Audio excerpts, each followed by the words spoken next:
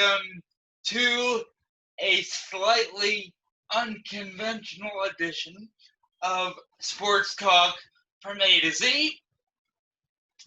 I'm your host, Avery Schaefer, and as you can see, I have a special guest with me today. Would you like to introduce yourself to my viewers? Of course. My name is Ariel Nevah, and I am the rabbi and senior Jewish educator for the Hillel at the University of Illinois. So, for my viewers, I brought Ariel on today to kind of shed light on news coverage of minority groups, more specifically the Jewish community, of which we are both a part and very proud of being Jewish. So let me start with this. Have you ever experienced a point or read an article in which the Jewish community was covered in a slightly inaccurate way? Yeah, sure. That happens frequently. The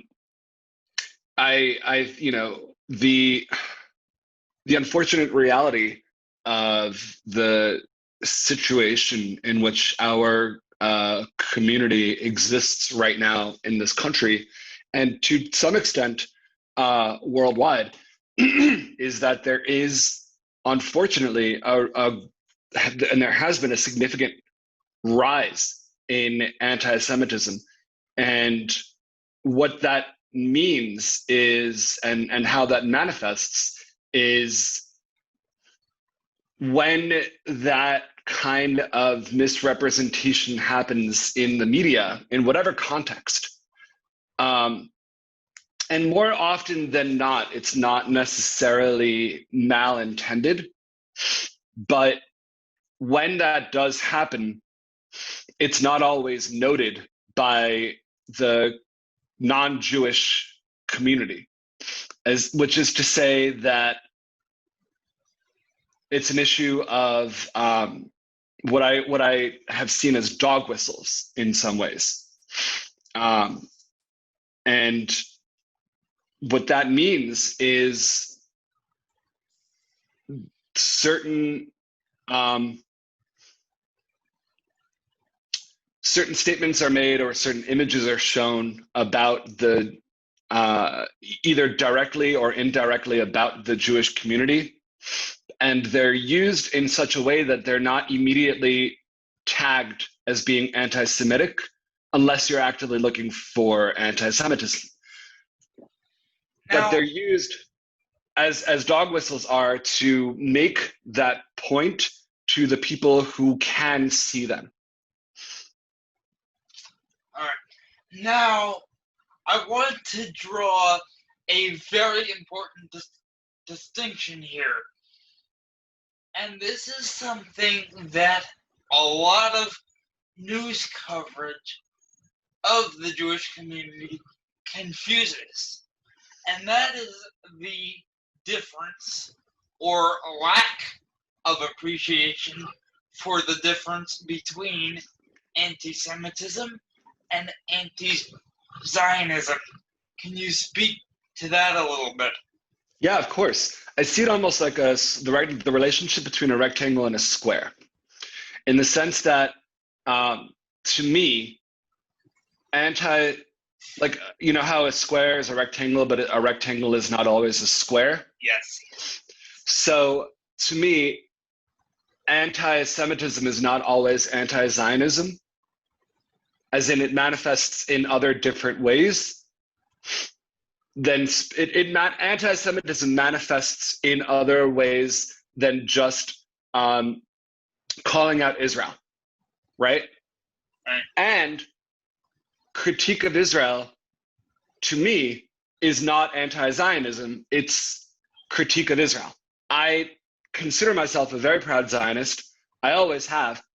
I have family in Israel. My father was born and raised there, but I am chock-a-block full of critique for a number of things that I find to be deeply wrong with Israel, with the current administration. But that does not include its basic legitimacy to exist as a free state. And that's, to me, why, in the same vein of a square is always a rectangle, anti-Zionism is always anti-Semitism to me. And I'll explain why. Because at its core, anti-Zionism is the disbelief and the advocacy against the Jewish right of self-determination and self-governance, both of which are manifested in the state of Israel, right?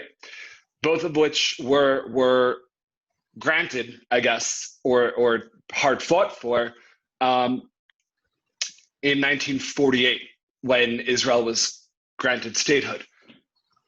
As such, anti-Zionism seeks to diminish that right.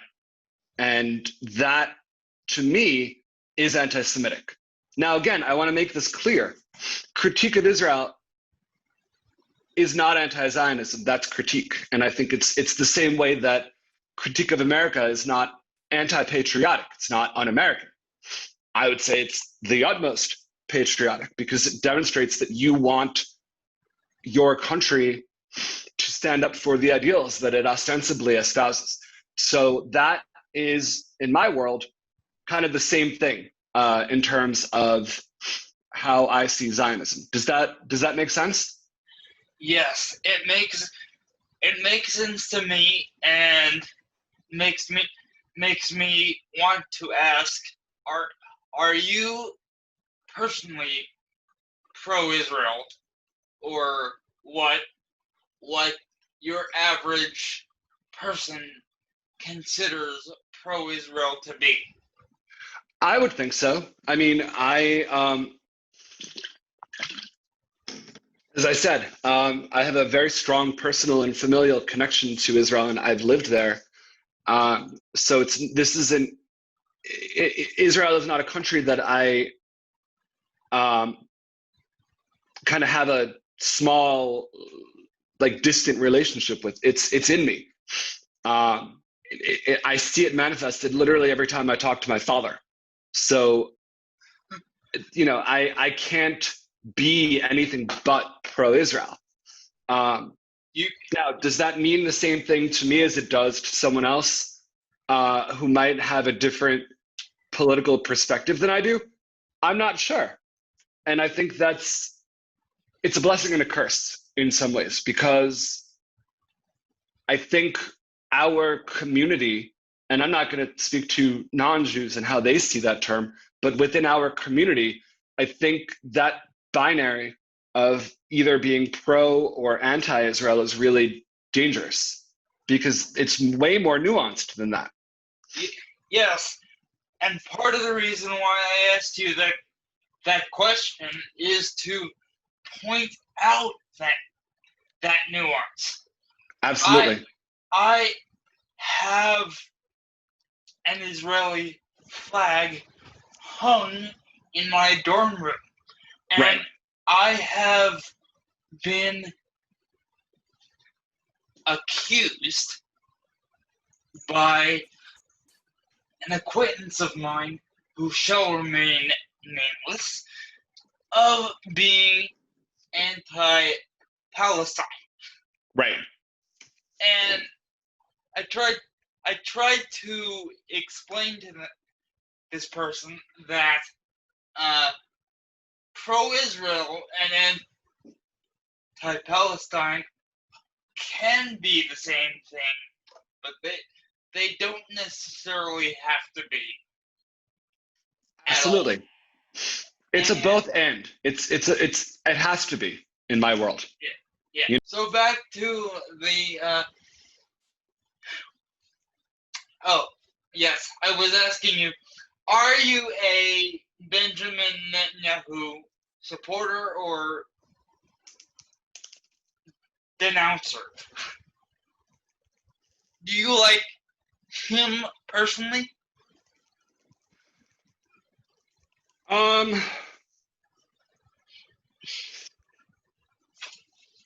You know, I don't, and I also need to. I need to make a few disclaimers on this.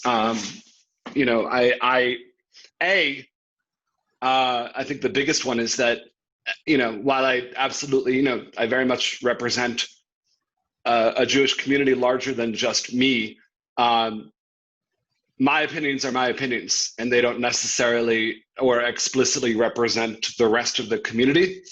I know that you know that, and I know that your community and your audience knows that, but I just wanted to make that clear. That's kind of the first big one, and I think the second one is the debate that I have with my father about this regularly, because as you may know, there have been pretty regular protests in Jerusalem right outside of Bibi's house over the last few weeks, demanding his resignation. And they've been... I know. Yeah, of course. And they've been getting more and more traction over the last few weeks. And all of that is to say that the debate that I have with my father is about whether my or even his opinion on this particular issue, about liking Bibi, whether that's particularly relevant, because frankly we don't live in Israel, and so it's not that whether or not I like him as a leader of the Jewish community is relevant necessarily, but it is about how I utilize that perspective and the role that it should play in his continuing to govern. Because while he does hold a kind of bizarrely dual responsibility as the Prime Minister of Israel, in the sense that while he is the Prime Minister of this nation, he is also in some ways, through that role, the leader of the Jewish state, right? So he is both the leader of a particular country and the leader of this country as it is representative of the Jewish people. And that's tough. It's really tough, because he has not been the friendliest to the diaspora community, like the Jews outside of Israel. But at the end of the day, we don't live in Israel, and we aren't as directly affected by him and his leadership and his administration in the same way that people who do live there are. Which is why, by the way, in part 2 of this sort of series, I will be bringing on someone who does live in Israel, and someone who I met on my birthright trip. She is a now former IDF soldier, who, needless to say, is very proud to be Israeli, and is pro two-state solution. Mm-hmm. I will be bringing that other side on in the future for my viewers who irrevocably criticize the fact that she is not here now. She will be here in part 2, so hold on and stay tuned. Absolutely. With that, I suppose my next observation I should make is that I personally don't follow any American news outlet that closely because I know we here in America have a tendency to, shall we say, lean heavily to one side or the other, depending on what paper it is we're reading, or what magazine it is, or what publication it is that we're interacting with. So I tend to actually read foreign newspapers to get American news more readily than I'll read American newspapers to get So American. Which ones? The Jerusalem Post, Al Jazeera, the BBC, I'll watch that. The only American radio network I'll listen to on a regular basis, because they do a great job, is NPR. Mm-hmm. I love them. Keep doing what you do, but that distinction of bias to the left and the right, again, I'm curious if it means the same thing in Israel as it does here. You know, there's definitely a political divide in Israel. There's no doubt about that. What's interesting is that I think I'm going to try to explain this as succinctly as I can, but in some ways, the concepts of left and right as they apply here in America are fundamentally different than how they apply in Israel. And that I think is that, mind you, that dynamic I think is shifting a little bit as more and more Western influence, and specifically American influence, I think grows in Israel. But I think by and large, where the primary where I think a lot of people understand the liberal and conservative contrast in America is predominantly financially based and monetarily based. I think in Israel it's much more, and again, this is kind of very, very broad strokes. I think in Israel it's more the relationship, it's more based on the conflict.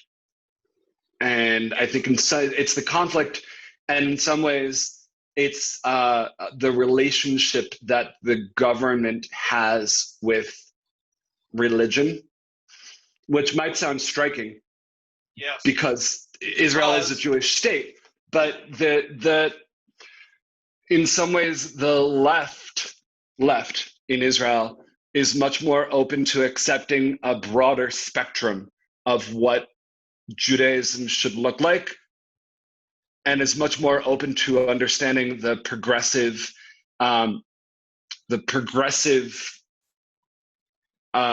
communities and the progressive perspectives of Jewish practice in Israel, where by and large, the right, I think, understands Judaism in a much more narrow scope.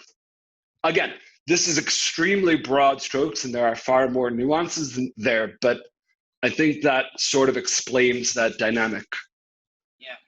And Judaism as a religion, as you kind of alluded to, has the unique position of being both an ethnicity and a religion. So absolutely. That puts it in a what I would qualify broadly as a very unique position. When I was in, I'm gonna open up here and say that before I went to Israel on birthright, I had some misconceptions about what it was going to be. I had been influenced by American portrayal of Israel to think that it is a bloodbath zone, right, all the time. That's not uncommon. It is not at all like that over there. In fact, there's an adage in the journalism business: if it bleeds, it leads. Right. And coverage of Israel, perhaps more than any other type of coverage, relies on that adage to no end. Absolutely. And that's what I'm saying. American media doesn't paint equal, unbiased pictures of minority groups. Now, to bring this home, closer to home a little bit, you may have noticed that our president has made it a habit of his to both use social media to further his campaign and ban the use of social media by certain individuals. So, what do you think is going on there? What does he want to accomplish with his attitude toward social media?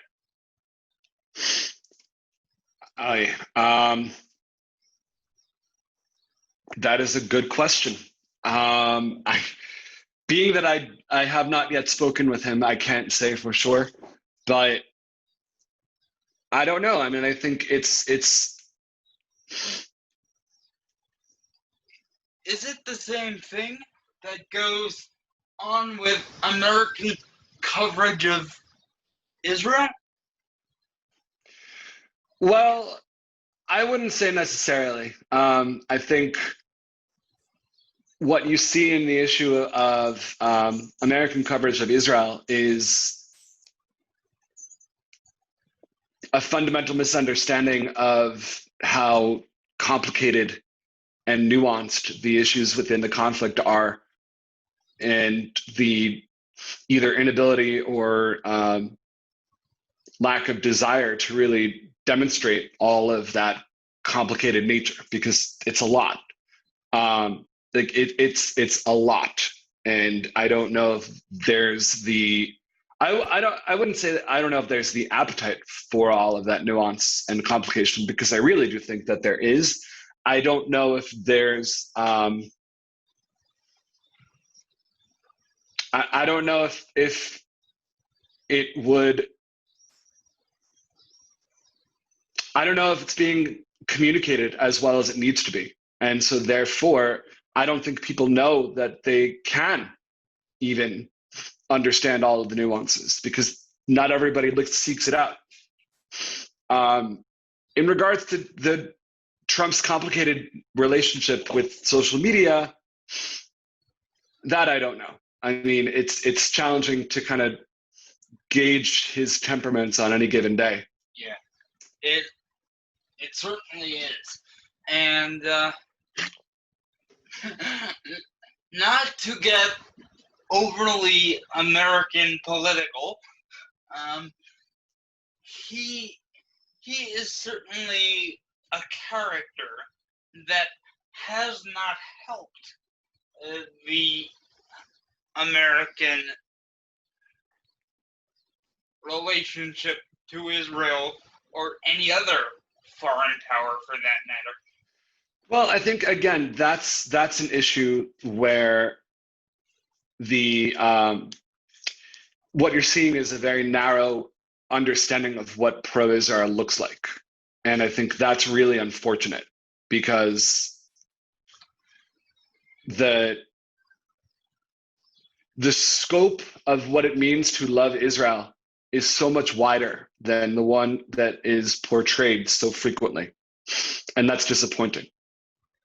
Yeah, which is again why I will have a native Israeli on part 2 of this episode to kind of shed some light on what those differences are closer to home. Of course. But for now, I would like to leave my viewers with this. When it comes to American coverage of Israel, seeing is not believing. It is not as bad as American media makes it appear. True story. And I cannot emphasize enough how over there Judaism is not a religion, not an ethnicity. It's a culture. Here in America, you have to go find it. There in Israel, it finds you. Absolutely. And that was one of the most liberating things about being over there that I could have ever asked for. So, on that note, this has been a slightly unconventional episode of Sports Talk from A to Z. Stay tuned for part 2 when I invite my friend Maya to provide the Israeli perspective. And part 3 will be the political science major to bring it all together. Awesome. But for now, hope you enjoyed this episode. Have a good one, guys.